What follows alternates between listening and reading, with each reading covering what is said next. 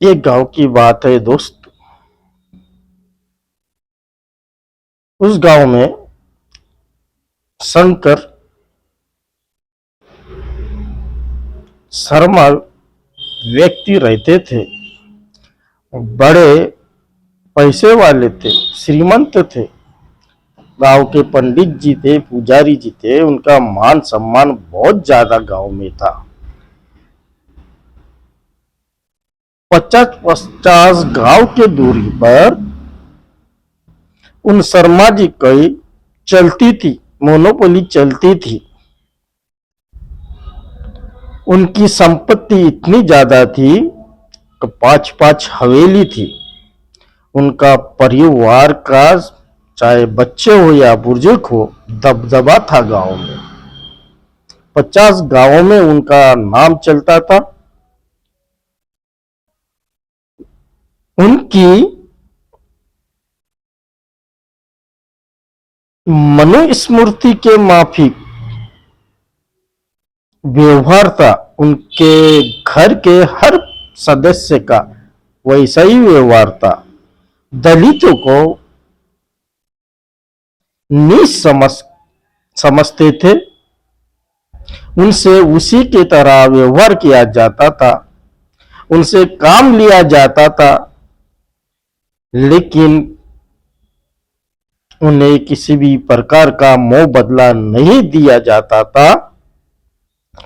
ये शर्मा जी के परिवार का गुणधर्म ही था, उनका व्यवहार ही था। वो किसी भी दलित को काम तो करवा लेते थे, बदले में झूठन या बचा खुचा अनाज उन्हें देते थे।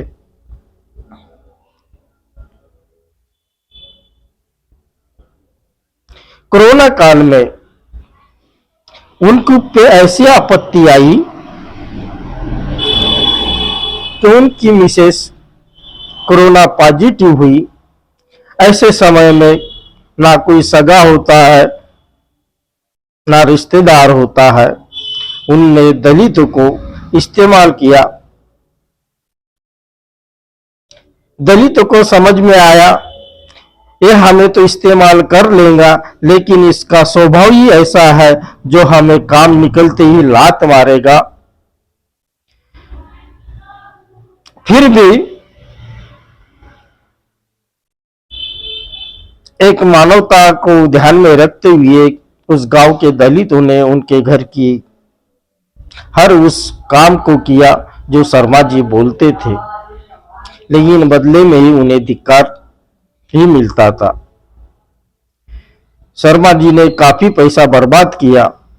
बड़े बड़े हॉस्पिटल में अपने मिसेस को ले गया, लेकिन जो भगवान को मंजूर था वही हुआ और शर्मा जी के मिसेस का देहांत हो गया। वो टूट चुके थे, फिर भी उनकी जो अकड़ थी वो गई नहीं थी। मनुस्मृति के जैसे ही जो लिखा है उस धर्म ग्रंथ में, उसके माफिक ही वो अपना व्यवहार करते थे।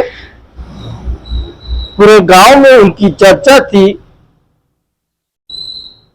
रस्सी जल गई लेकिन बल वैसा ही है।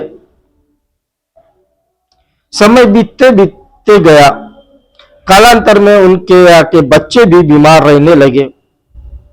उनको सुधारने के लिए, उनका स्वास्थ्य अच्छा हो, इसके लिए कई प्रकार की पूजा पाठ किए, हवन किए, बड़े बड़े साधु संतों को अपने घर में बुलाए, फिर भी उसका कोई लाभ नहीं हुआ।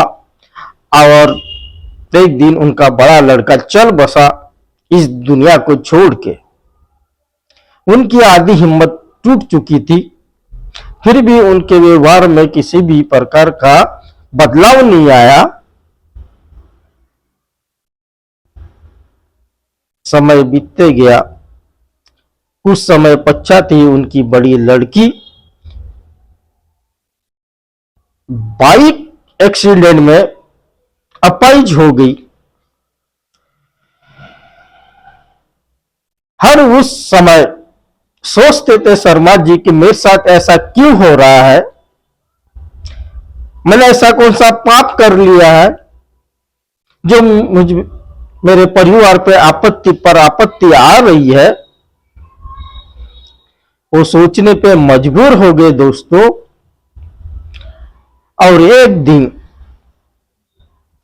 जब वो सोए थे, गहरी नींद में थे, तो भगवान जी ने उन्हें दर्शन दिया और बोले, ये तेरा इसी जन्म का पाप है, अगर इस पाप को धोना चाहता है तो जिन जिन को तूने पूरे जीवन में कष्ट दिया, जानवर के जैसे व्यवहार किया, गुलाम बना के रखा, अगर उसकी सेवा करेगा तब बस तू पाप मुक्त होगा और तेरा परिवार फिर पहले जैसे होगा। और इतना ही बोल के शर्मा जी की नींद टूट चुकी थी। वो हड़बड़ाते हुए जागे और सोचने पे मजबूर हो गए, भगवान जी तो मेरे सपने में आए और मुझे इस तरह बोले।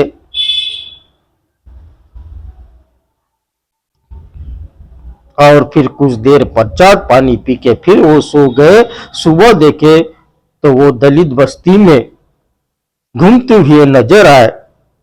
हर इस बच्चे से, हर उस परिवार से बड़े प्यार से और बड़े लगन से मिलते थे।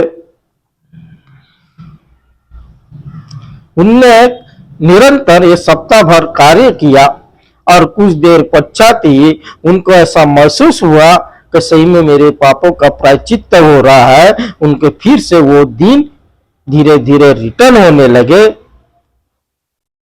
और फिर शर्मा जी ने वो रूटीन ही बना दी, विहारों में जाना, वहां की साफ सफाई करना।